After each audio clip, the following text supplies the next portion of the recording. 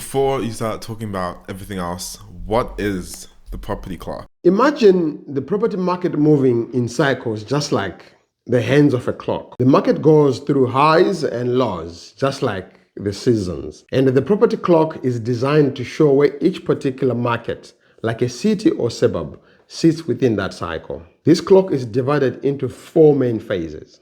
And what are those phases, Dad? So the first up is the peak of the market, which is the 12 o'clock. This is when prices are at their highest. Properties are selling like hotcakes.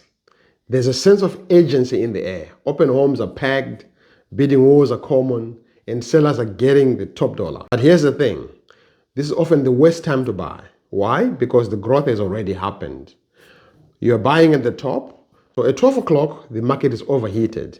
It might look like a party is in full swing, but behind the scenes, the music is about to stop. Then the downturn, which is the 3 o'clock. This is when the market starts to slow down. Buyer demand drops, properties take longer to sell, prices start softening, and sentiment turns into caution. This is the cooling off period. Some sellers get stuck within overpriced properties, and investors who bought at the peak will start to feel nervous.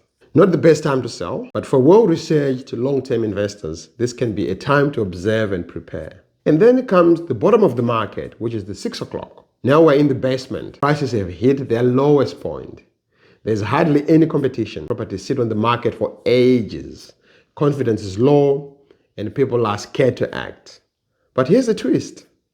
This is actually one of the best times to buy. Like Warren Buffett said, be greedy when others are fearful.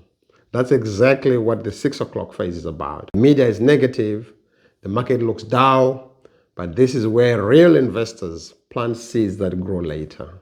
And then there's the 9 o'clock. 9 o'clock is the recovery or the rising market. This is where the market starts showing signs of life again. Rents go up, vacancy rates drop, confidence starts returning. You see more sales happening and the prices start to climb again. This is a prime time to invest. You're ahead of the crowd, catching the growth before the mainstream headlines hit. By the time we circle back to 12 o'clock, your assets have grown in value and now you can sell or refinance to grow your portfolio.